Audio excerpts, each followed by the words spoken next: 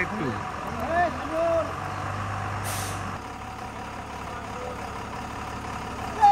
ভাই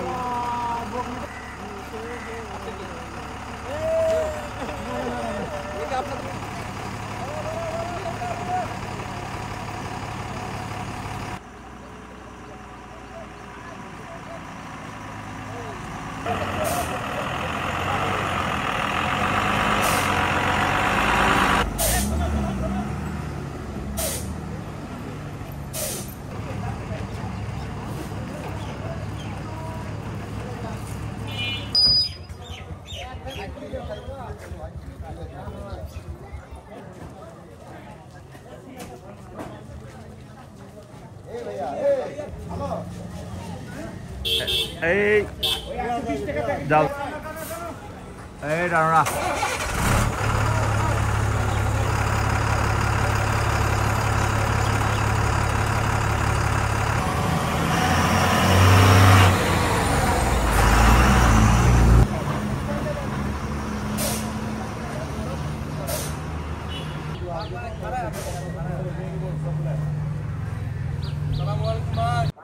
দীর্ঘ প্রায় ৩ মাস ভারতীয় পেঁয়াজ আমদানি থাকার কারণে আমরা গতকাল আইপি ওয়েবসাইটে দেখতে পাই যে আজ থেকে আইপি সকাল 10টা থেকে আইপি দিবে। সেই সুবাদে আমরা সকাল 10টার দিকে আমাদের আগে যেগুলো আইপি সাবমিট করা ছিল তার মধ্যে আমরা আইপিগুলো সাবমিট করার চেষ্টা করি।